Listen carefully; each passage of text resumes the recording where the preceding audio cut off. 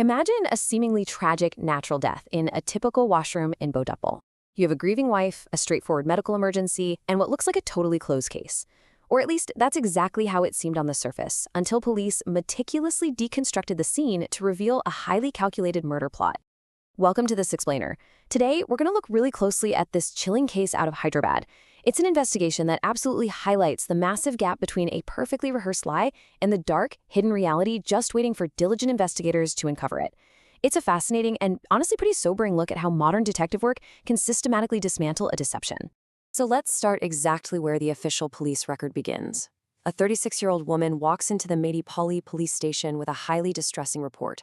She tells them that her husband, a 45-year-old logistics manager at a private university, had just collapsed at their home.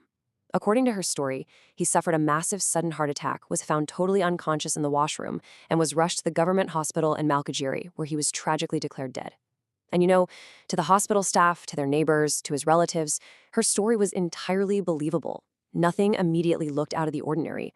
On paper, it sounded like a terrible, straightforward domestic tragedy, the kind that, sadly, happens to families every single day.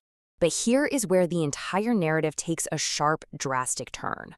We're suddenly faced with a sheer, undeniable contrast between that initial police report and the actual medical reality. On one side, you have the wife's unwavering claim, natural death by a sudden heart attack in the washroom. But on the exact opposite side, you have the stark, uncompromising discoveries from the police and medical examiners, which definitively pointed to death by strangulation.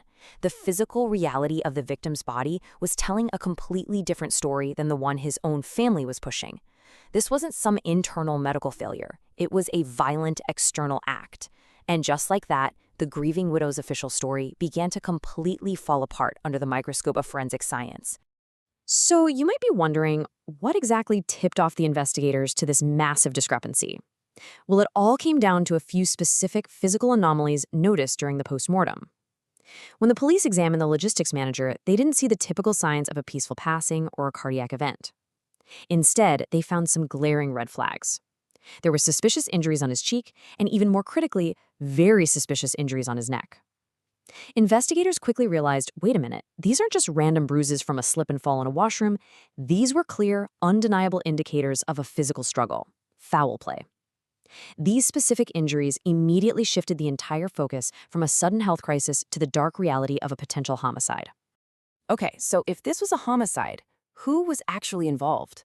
According to authorities, this definitely wasn't the work of some random intruder. The prime accused is actually the 36-year-old wife herself, the exact same person who walked into the station and filed the false report. Then we have the second accused, a 22-year-old construction worker. Police identified him as her paramour, noting that the two had developed an illicit relationship before the murder took place. And finally, there's a third, unnamed accomplice who actively helped carry out the crime. The presence of these three individuals totally transforms the case. We're no longer looking at a solitary domestic incident. This was a highly coordinated, multi-person conspiracy operating right inside the victim's own home. Now, obviously, every conspiracy needs a motive. What drove these three to act with such extreme finality? Well, the catalyst, according to the Rachakonda Police Commissionerate, was suspicion and confrontation. The 45-year-old husband had grown highly suspicious of the illicit relationship between his wife and the young construction worker. The mounting tension inside that house and the looming threat of being exposed became the ultimate trigger. He began deeply questioning her and, according to police reports, harassing her about the affair.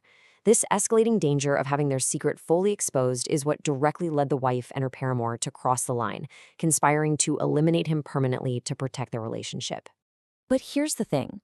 A motive alone doesn't prove a murder, especially not when the crime scene has been deliberately altered and sanitized by someone who literally lives there. So, with a heavily staged crime scene and a primary witness lying directly to their faces, how did the police actually break the case? How do investigators prove what happened in the strict privacy of a domestic home, when the only survivor is the architect of the lie? The answer, as it so often is these days, lies in modern technology. The wife's whole deceptive washroom narrative was entirely dismantled by digital footprints and technical evidence. You see, investigators didn't just rely on those physical injuries from the autopsy. They expanded their search outward, pulling critical CCTV footage from the surrounding streets and neighborhoods. These cameras acted as unblinking witnesses. Alongside that, they used technical evidence, tracing the suspect's digital and physical footprints, to definitively connect the conspirators and place them at the scene during the crucial window of time. These invisible, technological witnesses simply couldn't be manipulated by the accused. They provided the concrete proof needed to blow the wife's alibi wide open. Using this technological evidence, along with subsequent interrogations, police were able to reconstruct the chilling reality of what actually happened on the night of December 11th. Let's walk through that factual sequence of events. Step 1. The manager returns home from his job at the university, completely unaware of what's waiting for him inside. Step 2. The two accomplices ambush him. And in a truly gruesome detail, the police report notes that the wife actually participated in the murder by physically holding his legs down to prevent him from fighting back. Step 3. The 22-year-old paramour physically strangles the helpless victim using chunnies, a type of traditional scarf. And the nightmare didn't stop there. This horrific act immediately transitioned into a massive, calculated cover-up. Before ever taking the victim to the government hospital, the accused systematically tried to hide their tracks. First, they completely changed the victim's clothes to hide any signs of a physical struggle or the brutal ambush. Second, they disposed of incriminating articles, intentionally destroying the physical evidence of the murder weapon and the scene itself. And third, the wife went straight to the Medipoli police station to lodge that fake complaint about a sudden heart attack. It was a multi-step process perfectly designed by the trio to mimic a tragic natural medical accident. But as we've seen, the truth ultimately came to light through some incredibly diligent police work. The definitive conclusion from the Rachakonda Police Commissionerate was clear, uncompromising, and firmly grounded in the evidence they painstakingly gathered. They officially stated the second accused strangled the man using chundis, causing his death.